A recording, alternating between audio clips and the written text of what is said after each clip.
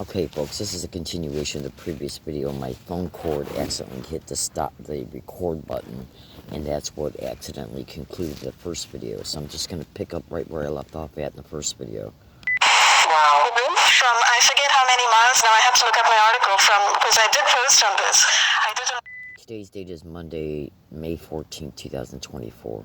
Investigate this at a certain point in time, and it's on my website. So it's like 400 miles away from space or something like that.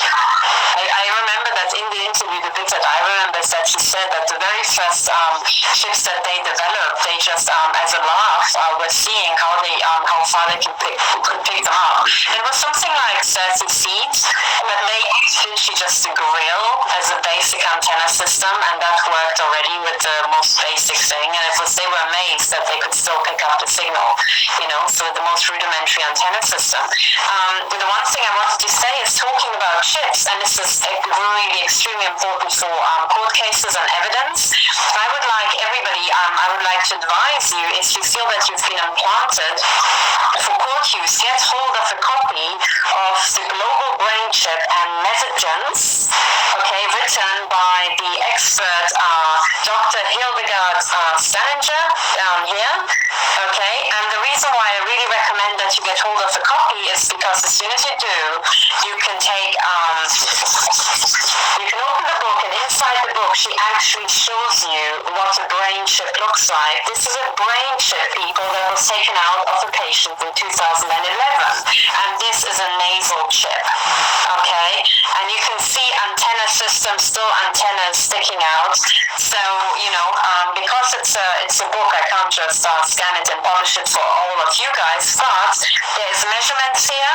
So inside the book she's showing scientific measurements that you can quote, and she's also showing different implants, actual microscopy images of the implants, and she does exactly the same type of spectroscopy that I did at the lab in Switzerland.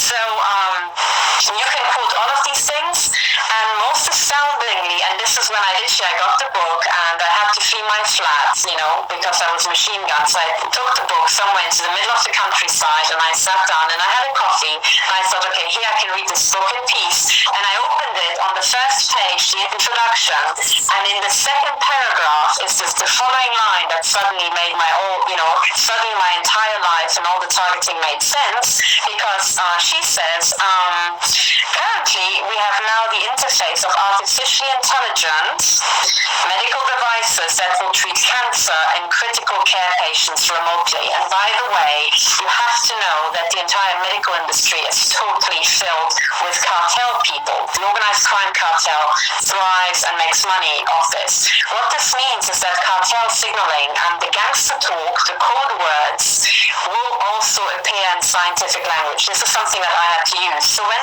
they're talking about critical care patients, they actually mean you targeted people, because they really couldn't give a rat's about the people who need critical care, because they're running a genocide anyway. But they really want to put you into critical care, because if you keep talking against the New World Order, that's going to be trouble for them. So you are a critical care patient in their world, I'm not implying that Staninger means this here, but certainly the cartel, when you read critical care, keep in mind that it might mean something else. So this is the opening, right? So we now have imagine what this means. Dr. Staninger says we have now the interface of artificially intelligent medical devices that will treat cancer and critical care patients remotely. In other words, this sentence already says we're going to be hooked up to an AI that will take care of us and will basically do warfare on us remotely, right, by having things implanted in us. And each one of us will have their personal battle against this uber powerful AI. And if we don't know we have these implants in ourselves, we can be crippled by something that can think at the speed of light, and has the power of several supercomputers as necessary. So this is one thing, you already start following. But then the next sentence is the universities of Nottingham, Oxford, and Warwick are the leading blue sky, are the leading blue sky research research into artificially intelligent medical devices that will improve the treatment for cancer and intensive care patients, wound care, and even paralyzed people. It's aimed to provide more personalized, accurate, and timely care, and ultimately save lives in the world of precision medicine. Sounds wonderful. You know, about a couple of years ago, reading that, I would just thought, oh, I'm so proud to having been at Oxford. And now when I read that, I suddenly thought, oh, that's why I'm in this program. You know, I'm a foreigner. They are doing blue sky brain research, and it's widely known, it's in print, and hey, I've got a bunch of head chips and most likely also brain chips, so that makes a lot of sense. In other words, I've got some black and white that Oxford is doing this research, and therefore suddenly my job of finding out who's doing these Nazi experiments on me has become very easy indeed, because I was at Oxford for 12 years, and that's when the entire problem started. So, but I'm saying the same will hold for people at Warwick, or people at Nottingham University, or people who had something to do with Oxford and might have ended up being research subjects.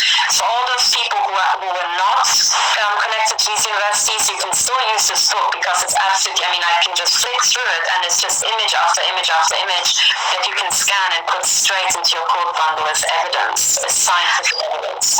Catherine, I have a couple questions about that book. I don't know if you've had a chance to read the whole of it. Does it talk about nanotechnology at all? I think, well, she talks about messagens, which I still have to wrap my head around what exactly they are, but yes, she does talk about it, and she talks about nanohooks and nanocars and, synthetic materials growing in these, little, here, for example, nanotubes and nanofibers. Oh, wow. With images and so on, and silicon and an actual little, arrays, probably self-assembling, Because if you look into the whole field of nanotechnology, it's highly advanced right now, and it is indeed doing precisely this kind of thing.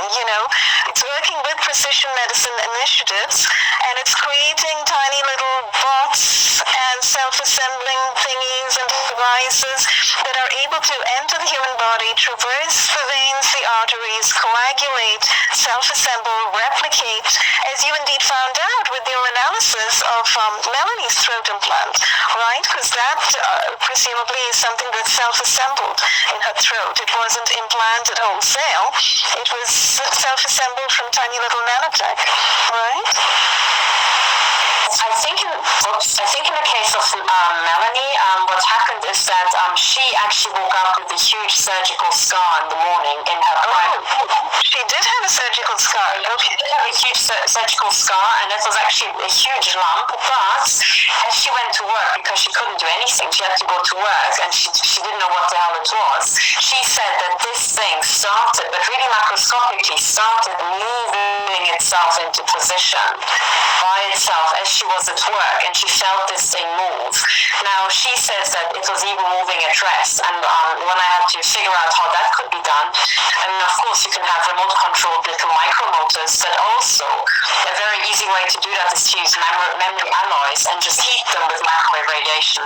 Oh, but there's also, if you go right now, I can, post the links when I eventually find them, because I did a bit of research on nanotech out there. They do have self-assembling nanotech, and there are videos now on YouTube which will show you how these tiny little thingies get together and start forming chains, and then they get progressively larger, and then they do precisely what you were talking about. They kind of self-assemble into some kind of shape.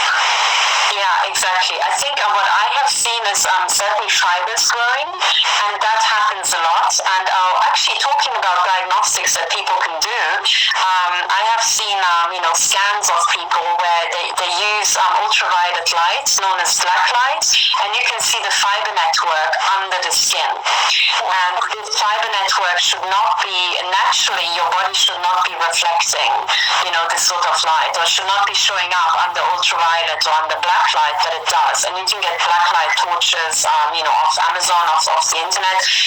The other thing is also in terms of diagnostics, something to do is if you feel that you have eye implants, you might not actually feel the object, but you have the feeling that your stalkers can look through your eyes. What you could have on your lens is thin film technology, completely transparent, completely, you wouldn't feel it. You wouldn't even feel the readout, which also sits on the white bit of your lens. But apparently these things do show up again under ultraviolet light, known as black light, and the way they reflect is different from your natural lens and the iris. They will reflect. I'm just in the meantime looking for an image of this, which I've seen in this book. They will reflect turquoise or purple, I think. And then here in this book, which you can also use for court, there's an image of people exactly with this setup. So this is the Eye of Horus effect, okay? This is what Millicent reports as well. I reported on that in her article because she has information from medical doctors who actually examined her eyes and found something like a turquoise ring, I think. Exactly. And here you can actually see what it looks like. And the idea is you can take this is why I should invest in this book, because you can scan this and put it straight into your quote bundle and then quote the book. But also you can do this diagnostic yourself. And once you know what it looks like, you can buy, a torch. Don't shine it straight into your eye, but you can reflect off it.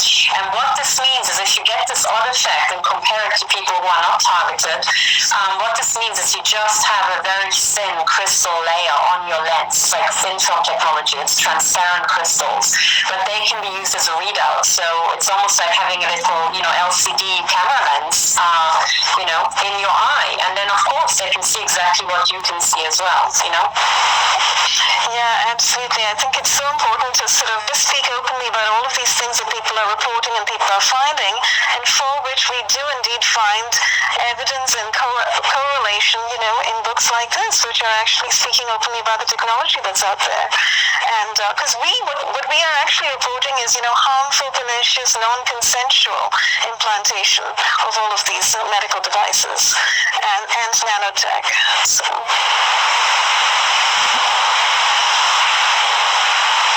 I think you might have to unmute Millicent. Oh.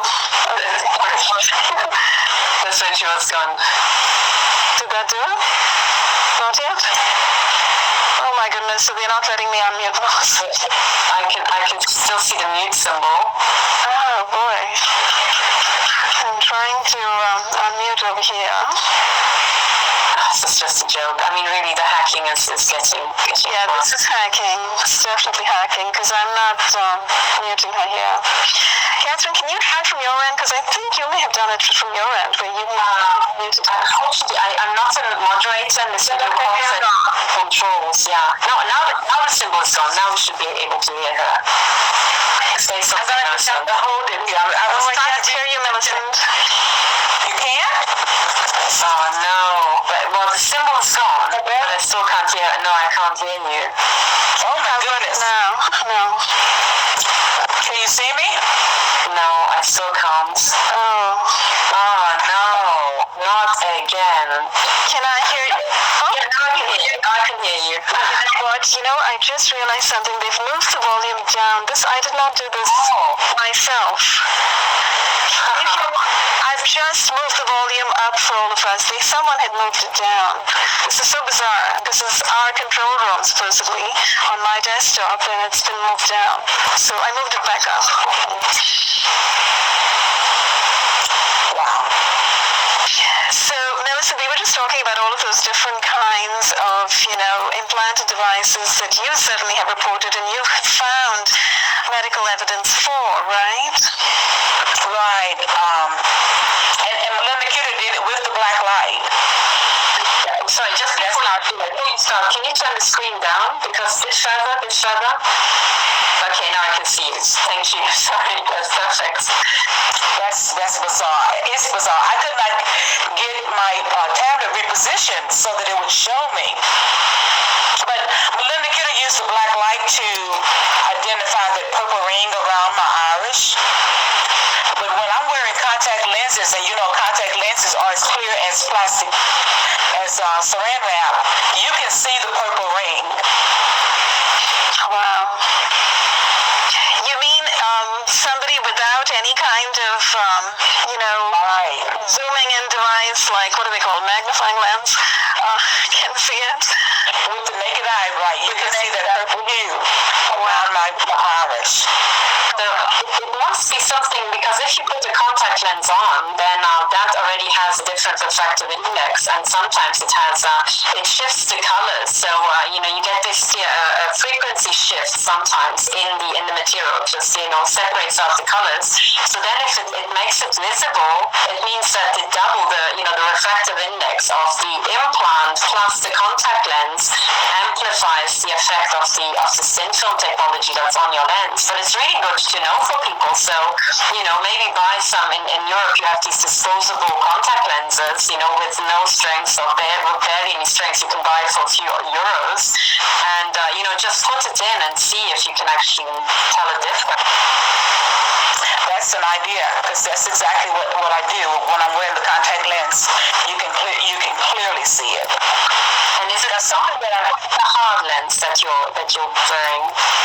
No, I'm wearing soft lens. Yeah. See, that's perfect, because yes. Okay, I'm gonna fast forward this for a second because the next few statements don't really, they don't really need to be transferred over. You can buy it in ESA for so there's a lot of lenses, is it like 1 point? And then I wrote. That's very interesting because in a sense, contact lenses we're talking about the intelligence industry and security and surveillance who are actually engaging in the defense. I was writing about not culture. We're talking about Chinese, plants. That's very interesting because in a sense, contact lenses are something that are sort of socially acceptable, right? Over time, culturally acceptable. With implants, temporary implants, we stick them in our eyes. We don't think twice about them. But these other implants that we're talking about, they're invasive, and when they're non-consensual, they're most definitely not culturally or socially acceptable. And so we have some real criminals running about in the medical industry, in the pharmaceutical industry, and in the defense and intelligence industry, and security and surveillance, who are actually engaging in non-consensual covert implantation, via the national clandestine services and so on and so forth. And at one point I remember trying to do a whole, trying to get an understanding of what clandestine really meant for these agencies. And I think what I discovered was that when something is clandestine, or when something comes under the clandestine label, it's even worse than above top secret or whatever. It means that even any awareness of it is not to be spoken about by anybody. So it's so thoroughly buried, So that's part, I think, of the kind of mystique that we are dealing with here with non-consensual implants and covert implantation, and the activities, the criminal activities of these dark agencies that are engaging in these dark ops, all over the place. So. But in any case, sorry, Catherine, your mic is turned off. Remove your screen. You are showing only part of your body. Really? Yeah. Can you see my face? I can see your face, but the part of the left side is cut off. Push it over to your left side. Yeah, that's good. That's good.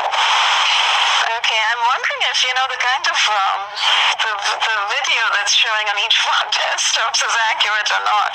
I guess we'll find out when we look at what's shown up on the screen finally for everybody else. But because I couldn't find the image. Yes, when I was talking, I couldn't actually unmute myself. But one of the things I wanted to throw in, and I know for people who haven't been following this crime cartel for a very long time, it's always a bit out there when I mention it. But you have to take into account what cartel signaling. So what the cartel itself puts out as advertising. And one of the things that I've shown before, but I will just remind people so that they have a mental image of what we're talking about. Cartel signaling, occurs in. Okay, we're just going to rewind it for 1 more second here. A lot of the cartel members already have these eye implants, but if you do not know you have them, one of the things that they can play with you is that using artificial intelligence and fast algorithms, they can overlay images on the images that you see. So stuff that I've heard from victims is that suddenly you like look into the middle of your room and you see a crawling snake in the middle of your room. Now it's not there, it's just a projection onto this lens, okay? It's just a little movie that appears and has been, broadcast in. But unless you know that it's just projected onto your lens, you will think, oh my God, there's a snake. Or you will think they make stuff appear into the room like a hologram. But it's actually just on your lens. And this is why you can see it. It's real in the sense that you have been shown it as much as you seeing a movie is real, but it's not actually an object in the room. So this is things appearing in the room could be something on your eye, certainly, what's typical for the CIA and all intel agencies is anything that's threatening or to do with death and injury. So if you suddenly see dead people in your flat lying around and then disappearing, it's an eye, most likely an eye implant. But also the other thing is that they will try to give you the impression you've gone mad by, for example, overlaying devil's heads on people who you are talking to. So you are speaking to somebody, suddenly you're speaking to the devil or some really grisly face that has been overlaid. But that is just CGI, it's computer-generated, graphics and stuff like that.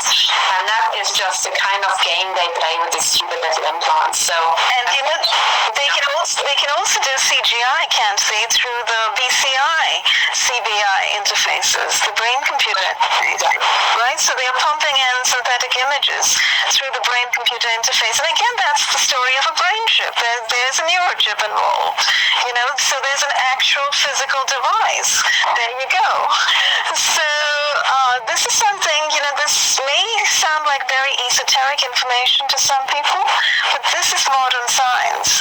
This is current day science. And it's also, it's both from the public domain and it's from the dark ops at this point in time, because there's a lot of disclosure in the public domain currently about brain research and about brain interface research, brain-computer interface research, about artificial intelligence, the Internet of Things, filling the head with nanotech and connecting brains to the Internet.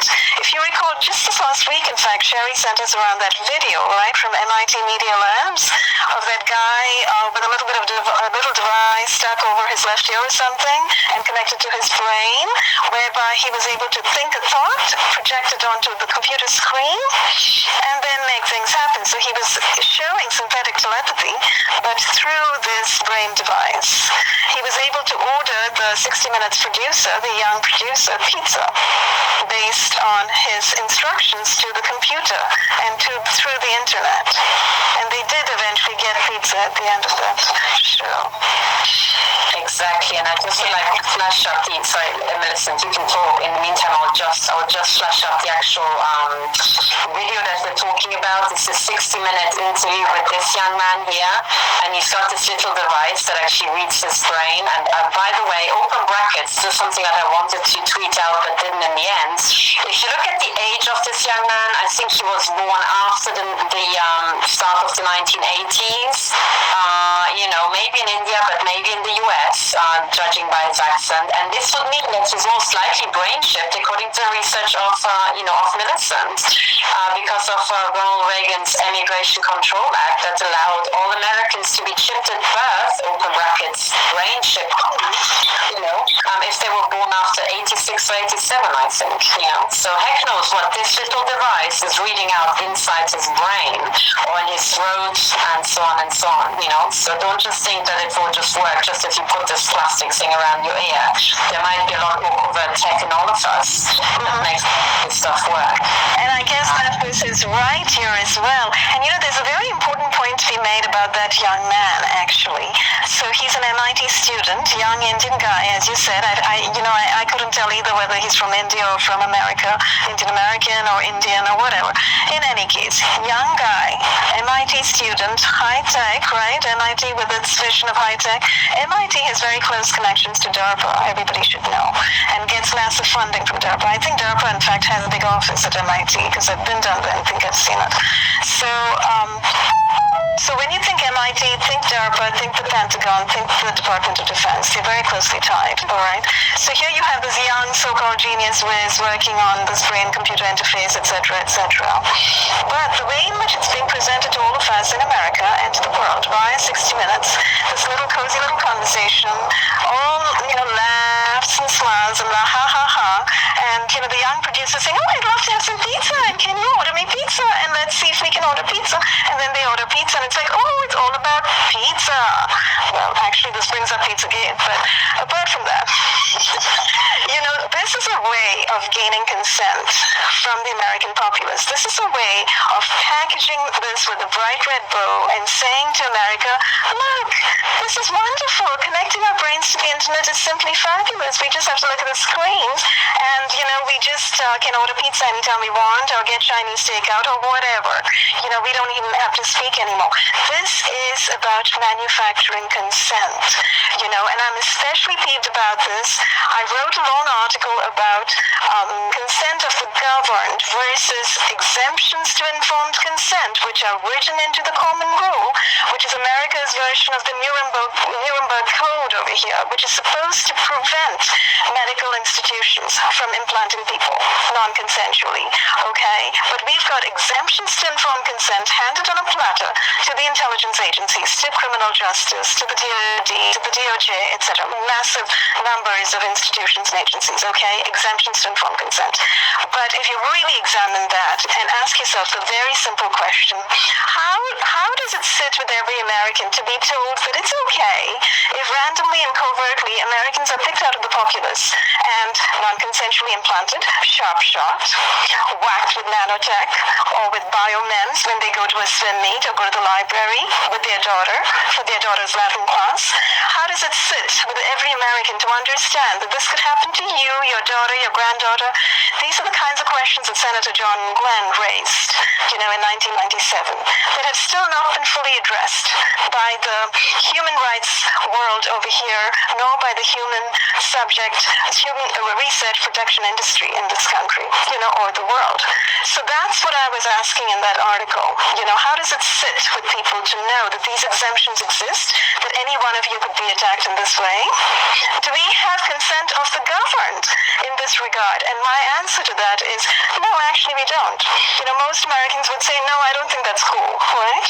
It's not cool for there to be information or legislation to this effect, stating that there are exemptions and agencies can implant any one of us. So you see, there's a big difference. Consent is a big, big deal. We don't have consent of the government, and when we have things like this from the MIT Media Lab on 60 Minutes, the attempt over there is to manufacture consent or presume consent, So that's reality is that the technology is still 30 years beyond what they are showing on that television screen. Very good. And you and I would have the capacity right now to order pizza from our minds and not have a device stuck to our heads. And as we know, because many people who have come forward today are indeed reporting non-consensually implanted brain chips, which are being read and which are being, downloaded too from elsewhere, from these research institutions and agencies, etc. So I hope we've established a case at this point in time for the absolute factuality and actuality of these implants, and to tell people that these implants actually constitute medical evidence, and there are ways in which one can get that medical evidence. I mean, I think there's much, much more to be said on the subject, right? We haven't touched on MRIs or X-rays or how exactly one goes about getting those in this situation that we have currently, So people should also know, if people don't, if there are journalists listening to this, people should also know that when people go to hospitals and say they suspect microchips or they suspect implants and they'd like scans, do you know what happens to people? They get carted off to the psych ward. They get carted off to psychiatry. which is an absolute travesty and an absolute joke. Because we are living in a day and time when non-consensual covert implantation is most definitely taking place. And the medical industry, the entire bunch of doctors out there on the planet need to wake up. Need to wake up and understand that when people are coming forward, reporting non-consensual covert implantation, what they're actually reporting is a crime against humanity. They are being victimized and abused, and doctors, who should be working as human rights advocates for all of humanity, should be stepping forward, should be listening, and should be taking them to a radiologist and taking them to, to the scanning part of the world, which I guess is radiology, right? Take them to radiology. Don't take them to psychiatry, please. Well, I am glad to report that as of, I think, October 2016, a woman reported to an emergency room in the East that she had been implanted and that she was being used in human trafficking, in human sex trafficking. The ER doctor believed her, took her to radiology. They found the implant and he removed it. So it's no longer a matter of delusion. It actually is a matter of reality. I did my doctoral dissertation on educating the church to empower women who suffer in silence from domestic abuse. And my introduction, in the introduction, I identified the reality of illegal implantation and consensual implantation, not from a medical standpoint. Families in Florida were implanting each other. Boyfriends and girlfriends are implanting each other. The president of Mexico City had himself implanted. So it's not a delusion. It's in the news. And it's in the news as a normal daily activity anymore. So that's something that I wanted to get added to this podcast for future reference.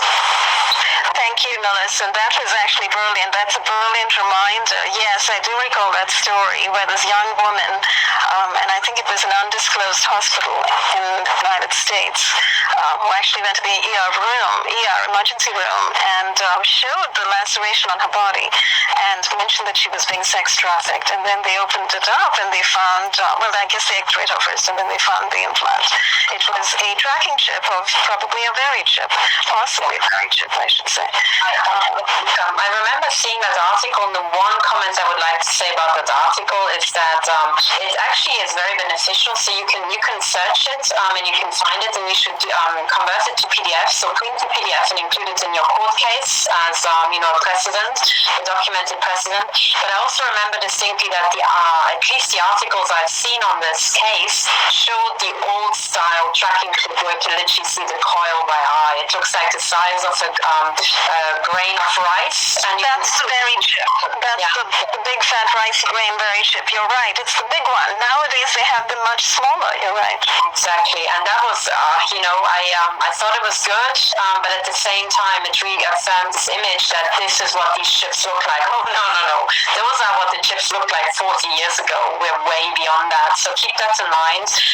And the reason why that's important is that if you print off this article and you maybe prime yourself, or you prime your still magically unknowing doctors to thinking this is what they should look for, when you do a scan like an MRI or an X-ray, and these guys are looking for a big block of metal, they are not going to find it. The chips are much smaller than that, and if the metal object is smaller than the resolution of the MRI, then the resolution, this is just how physics works, the resolution will smear it out and it will look like a shadow. So your doctors will rightfully, within their limited knowledge, claim it's a lipoma or it's a calcification, because they will not know that actually there's a hard bit of metal that is, giving a very strong signal on the MRI, but it's being blurred out by the resolution of the MRI. So you either need to get a specialist machine with super high resolution to get around that problem, or you need to tell your doctors that you're specifically looking for odd shadows, lipomas, and calcifications in odd places specifically, and that they could also be chips. Okay, so just because it looks like a calcification and not like a big whacking piece of metal on the MRI does not mean it's not a chip. Okay, it could still be a chip. That's one. That's really good information to add. My medical doctor told me that. I have been working with an extremely cooperative medical doctor who said to me, it's been, I guess, 6 years now ago, that she wanted to help me prove that what's happening to me is not just normal medical decline in my health. And she ordered some tests, and one of them came back with several both calcified and non-calcified nodules in specific areas of my body. And she explained to me, she says, now, when your body first identifies an unidentified object, it collects tissue around it. She said, that's your non-calcified nodule. She says, but the longer it stays there, the tissue hardens around it, and that makes it a calcified nodule.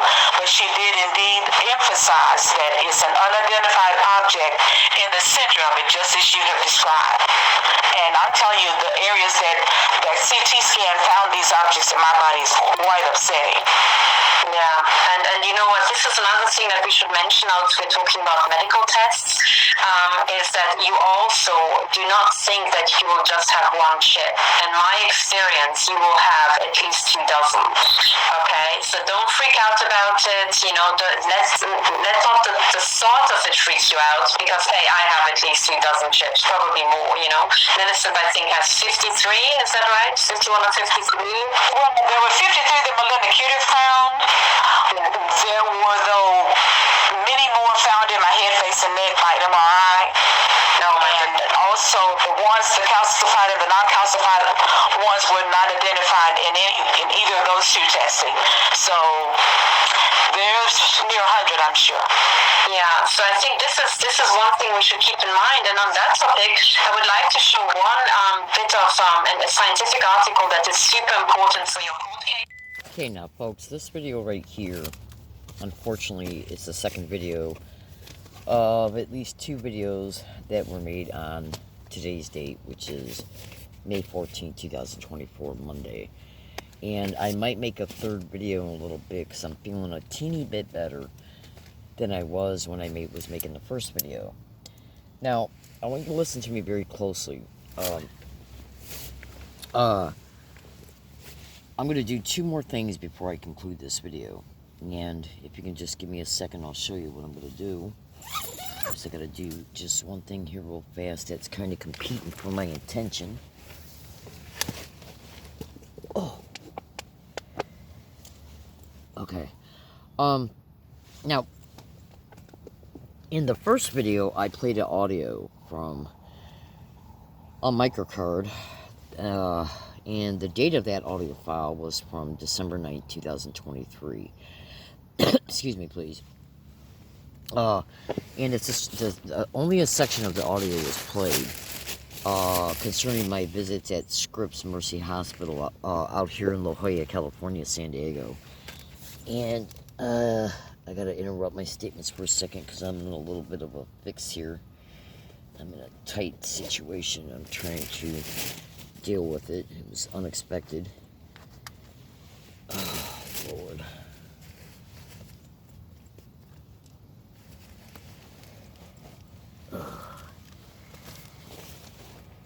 Now, so I played a very short segment of the entire time that I talked to a nurse inside of the emergency room at Scripps on that day. And then I transferred over all the audio of me talking to that doctor who came and saw me in the emergency room at Scripps on that day. And so I'm going to make sure I upload the first video first. And I'm going to try and upload both these videos on the same day. I probably won't be feeling well enough to make a third video today because I've been extremely targeted all day and it's still ongoing. Oh, absolutely. Now, when you watch the first video, you're going to hear the doctor who came in and saw me in the emergency room. You're going to hear him openly state that I forgot his exact words, but trust me, when you watch the video, you'll know what they are. Where he stated that, well, you're claiming these are burns, so if they're burns, you know, I can't diagnose or treat any burns here today.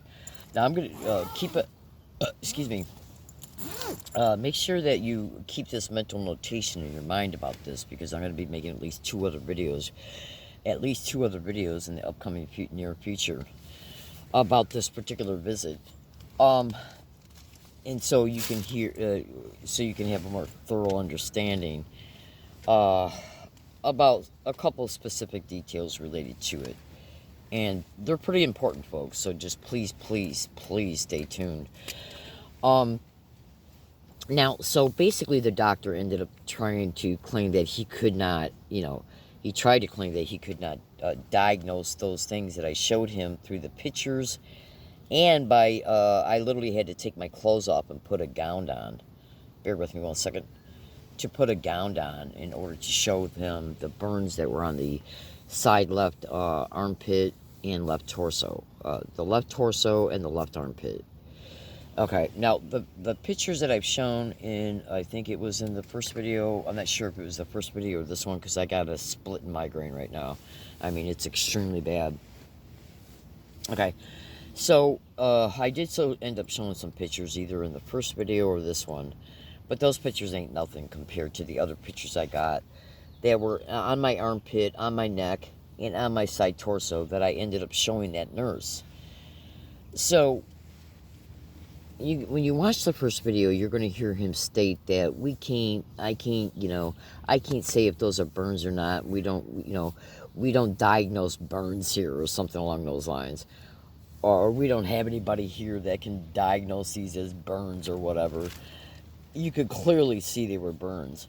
And, oh, absolutely. And trust me, when I make the upcoming videos, you're going to see more clearer pictures, okay, of what he was shown physically on my body, and the pictures that both of them were shown, the nurse and him. Now, you hear him state you can go to UCSD Burn Center. Okay? Now, I want to show you something. This is where I left off at in the transfer of the audio, okay, that I played in the first video. If you could just, I gotta get this charger cord out of the way. So, oh god dang it, now the phone cord must have hit it. So anyways, it doesn't matter if you see where it got left off at or not. Hold on a second. Right, it doesn't matter if you see where I left off at or not in this particular video. I might have accidentally shown it to you in this video when I was like maybe moving the phone around, and you might have seen the time frame of where it was stopped at, but it was shown in the first video. So what I'm going to do is I'm going to fast forward this. He came in the room at 2 hours and 40 minutes into the video. This is the memory, the audio memory. This is the microcard that was in this type of tape recorder that was in the record mode while I was there. Okay, so it took about 20 minutes in full for me to deal with him. Then it took another 10, 15, 20 minutes for me to get my clothes back on, sign the papers. Then I had to go to the bathroom, and then I left. So let's just say by the time I left, it was an even 4 hours and 16, 17 minutes into it. So let me, I just fast forwarded that just now. Let me click on this. Or Sundays and Thursdays. Okay, so I'm in the bathroom right now, and I got videos showing me in the bathroom before I left, because I want to make sure I went to the bathroom so I didn't have any bathroom emergencies before I got to where I was going. So I'm going to fast forward it a little bit further. See where we're at now. And then the old scars from the older ones, which means then I gotta wait until a fresh burn appears. Okay, so that's just me making private statements in the audio file, in the tape recorder. So I'm gonna fast forward a little bit more because I went to the bathroom. Okay, so now I'm at 4 hours and 32 minutes.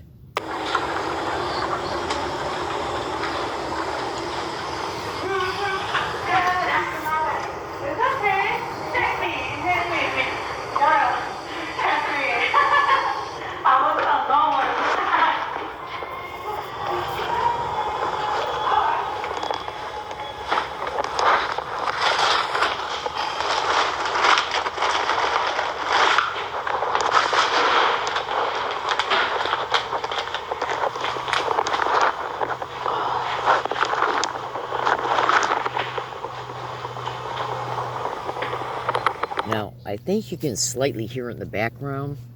I think that's probably right there the time I'm exiting the emergency room doors and going outside to walk into my bike to unlock it.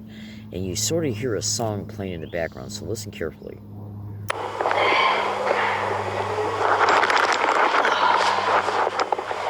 Oh no, the mistletoe.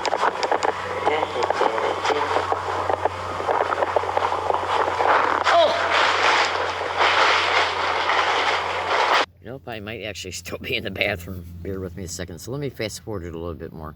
I don't know where the hell I'm at. It's hard to tell. So I'll fast forward it just a little bit more.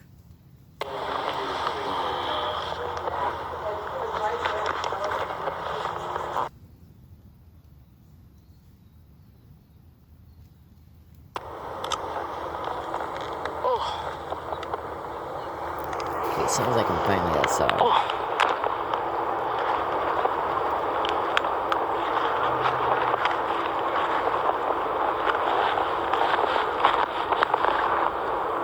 Probably unlocking my bike right there.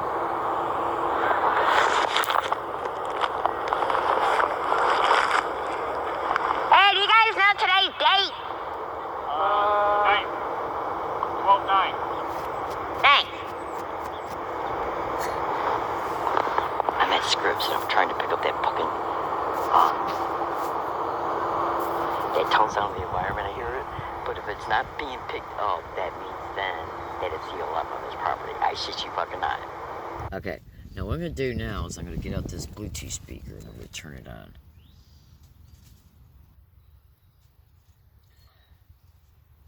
Oh man, I feel like shit. You would not believe what I've been experiencing all day. And I can definitely tell that some of this experience is stemming from the top of my head. Oh, absolutely. Alright, so bear with me a second. I gotta turn on this Bluetooth speaker. Let's see if it's on.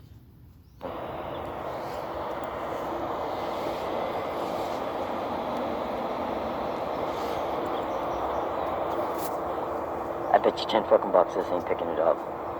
Alright, now let me fast forward a little bit. Jostle around here.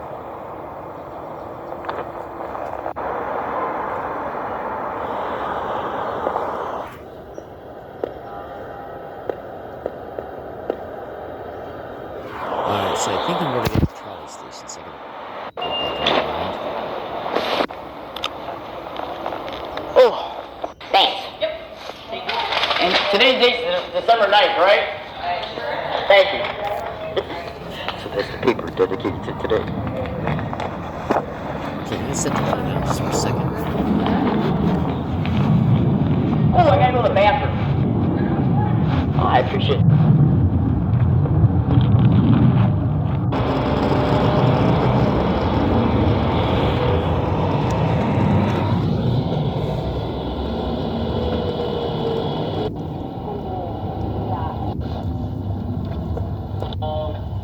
You go up the dirt trail?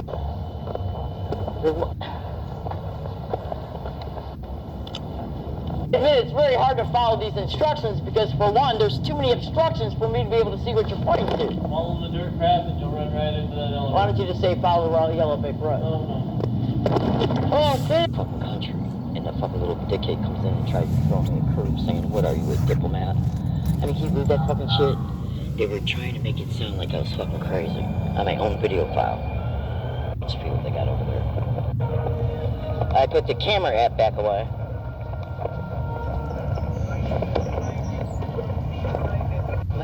I'll be stuck here if I get that way.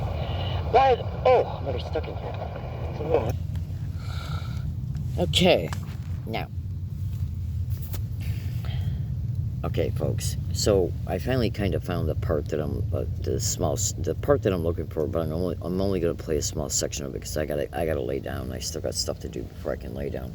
Oh, by the way, in the first video you showed me tell the doctor that on a previous visit of another doctor showed me, it was either another doctor or a radiologist or a nurse that showed me what the CAT scan that was taken on that date showed. He literally showed me a picture from the CAT scan, and he showed me that there was two he showed me the CAT scan itself, and then he verbally stated you got 2 calcium deposits right here, same size, same position, on the back of the cranium. I literally physically saw it. Okay. Now, if memory serves me correctly, the CAT scan that he was looking for on this visit, when he was looking at it while he was talking to me, I believe he said 2021. And then, as a result of the continued conversation, I got distracted from that and never said, can you go into 2020? I don't know. I got to go back and listen to the audio file extensively. I'm still looking for the video. Just trust me, folks, okay? Now, so in video 1, you hear him telling me I should go to UCSD Burn Center. Now, this is me at some point after I have left, at an early point of leaving Scripps on that day. So I want you to listen to what's playing. It's caught on the tape recorder and on at least 3 videos that I made. Once I started hearing it, I got my phone out and turned it on and made some videos about what was heard. And so I want you to listen to it. And it might take a minute or two for you before you start hearing it. So just go ahead and listen. Thing. Why would Fort? I mean, you can hear this shit all the way over here from the building.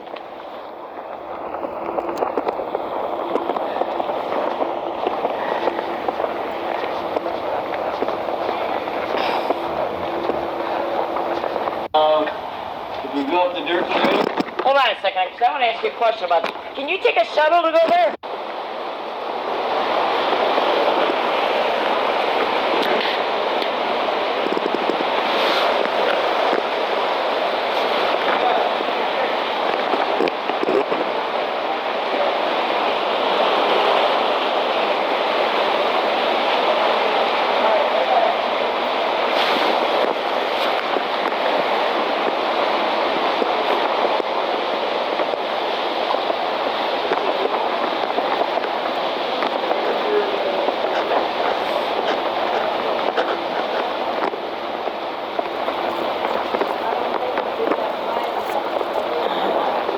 So one of the fucking sounds that's being heard here, I'm not sure if the tape recorder's picking it up, and I ain't getting the other ones fucking out to try and take this. Fuck that, I'm trying to disconnect from this crane as much as possible.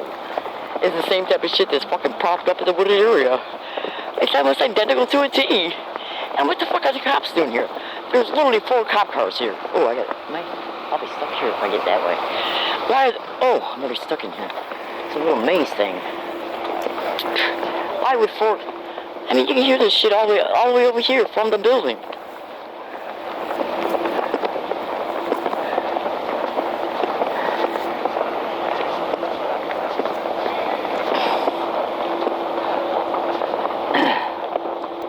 Listen to this shit.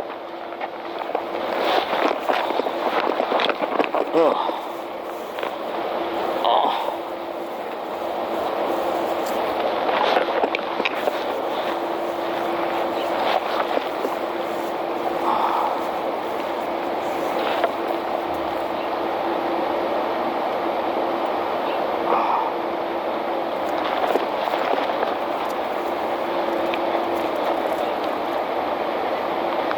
Alright, let's see if it stops. I'm getting out the other tape recorder. Oh.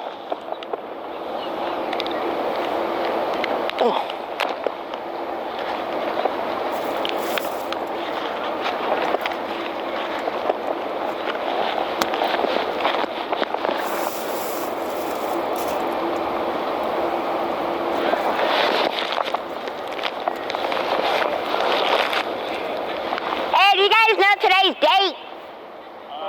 9. 12/9. Thanks. I'm at Scripps and I'm trying to pick up that fucking, that tone sound of the environment. I hear it. But if it's not being picked up, that means then that it's ELF on this property. I shit you fucking not. So listen.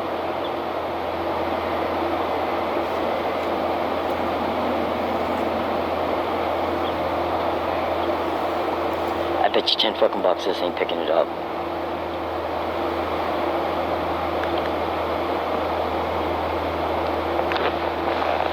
Oh no, the mistletoe.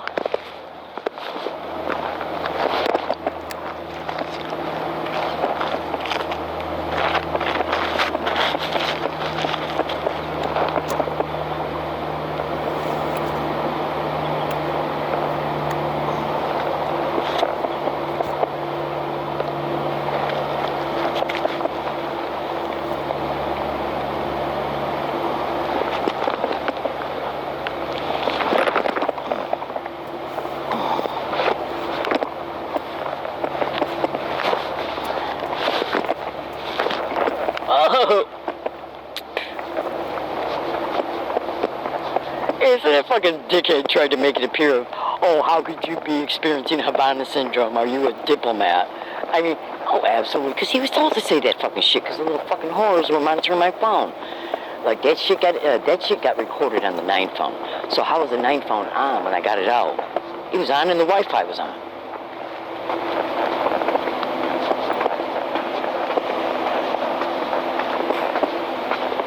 So, there's 1, 2, 3, 4.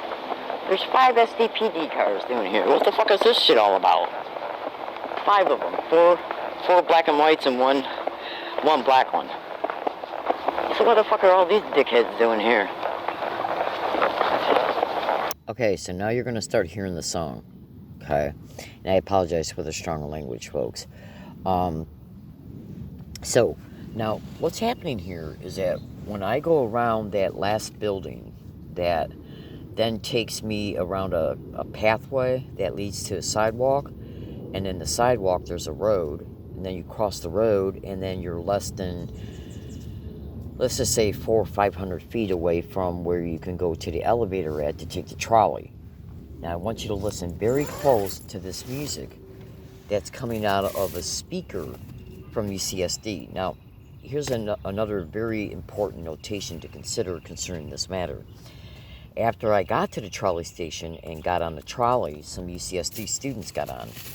And so I asked them, I said, did you guys hear that music coming from the direction of UCSD? And they claimed that it was from the direction of the soccer field or the soccer field itself. So, later on in the audio file, it shows me talking to them about that. Okay, so, whatever they end up saying is what got said. Because I don't have time today to go into every little tidbit of this audio file. I feel like total hell, folks. Now, I want you to take into careful consideration here. I'm aware of a specific gang stalking victim who's got massive amounts of audio files, and I mean massive, that show people being propped up around them to repeat gang stalk, oh my god, and suck D-A-C-K. Now, I know that sounds bizarre, trust me, but many other victims are complaining about community-based harassment doing extremely similar stuff. And trust me, I got the evidence to back it up. Absolutely.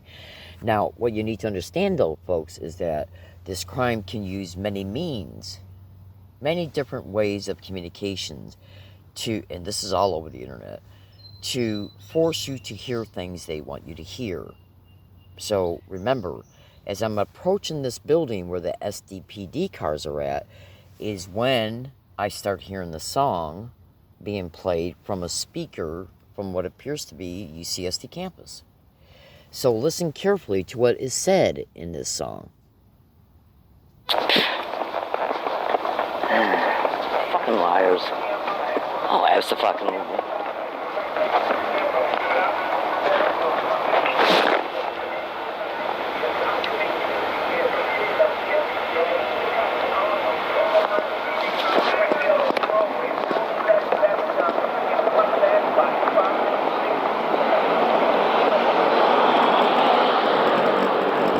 So remember, that person has got audio files showing suck my dick, suck dick, gang stalk, oh my god being said.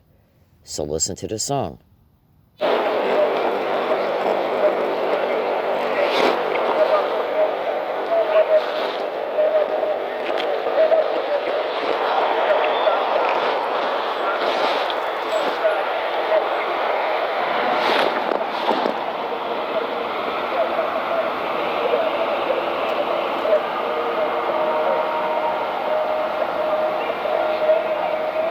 Just got out my camera app to tape that, and it stopped.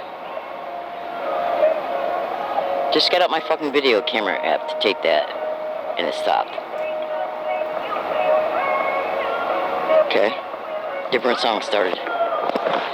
And it appeared... It appears to be playing... Hold on. There's no fucking cars that this is coming out of. Okay? Hold on.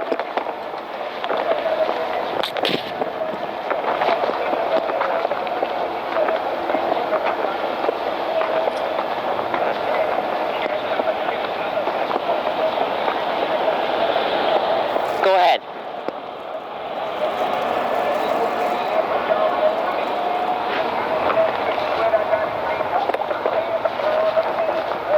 So where's this shit coming from?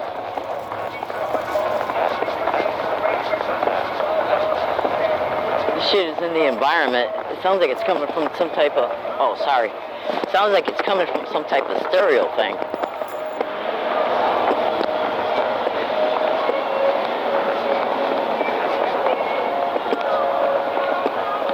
Let's see if you're a gang stalk. Oh my god, suck dick. Listen to this shit.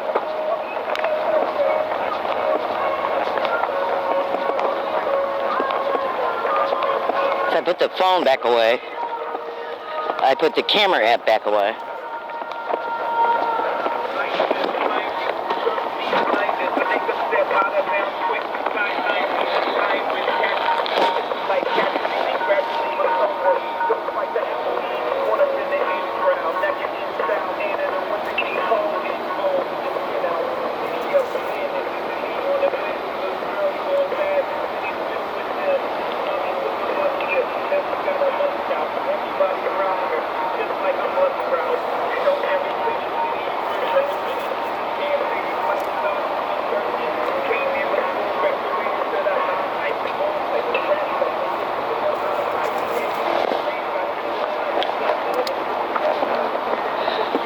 I just left Scripps.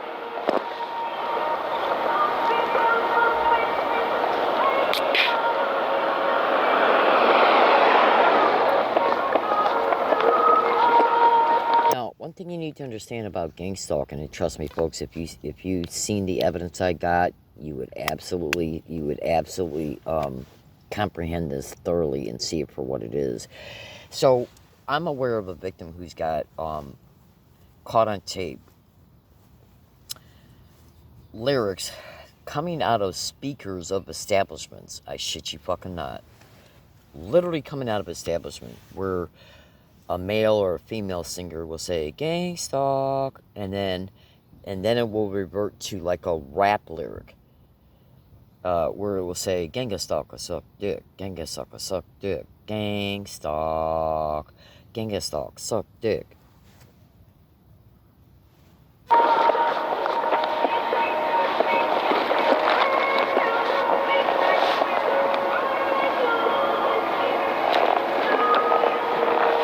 So this is the second song that's come through this big ass speaker. Okay? It's coming from the direction of UCSD campus, by the way.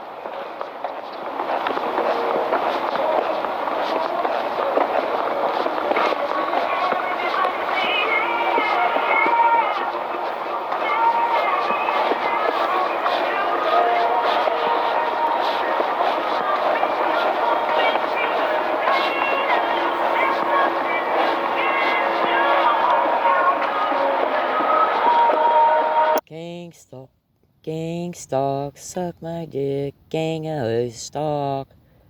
See, alright, now hold on.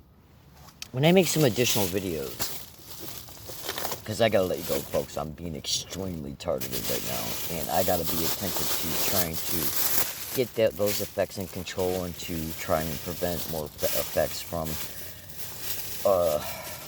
exasperating. Bear with me 1 second.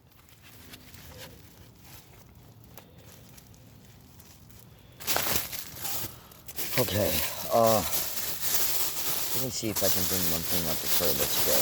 Now remember, that doctor told me when I was at Scripps, he told me to go to UCSD Burn Center. And as I'm leaving Scripps, this is coming out of a huge speaker from the sports field on UCSD campus. Okay? So, let me get my glasses back on. And then what I'm going to do...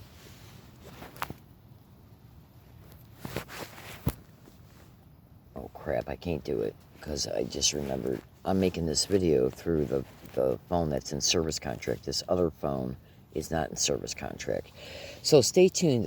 What I'll do in the third video is I'll bring you up a playlist.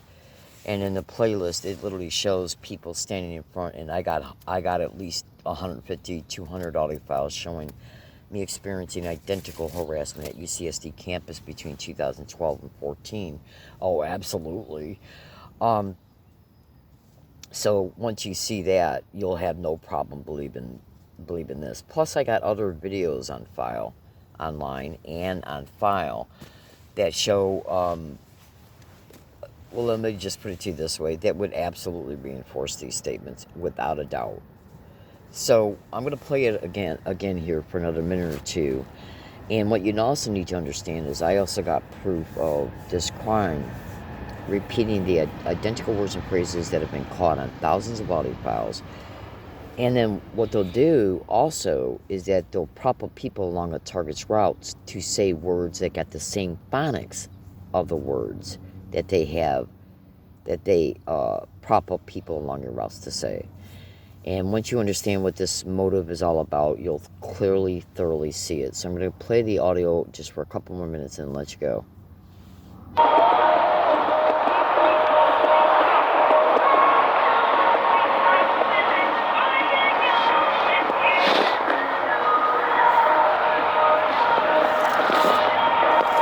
Alright, so you can abundantly see that this shit's being played from some type of fucking speaker that allows it to be heard from a massive distance. You see San Diego right there?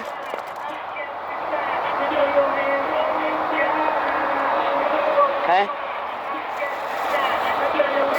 So that's the third song. Either that or it's a continuation of the second one.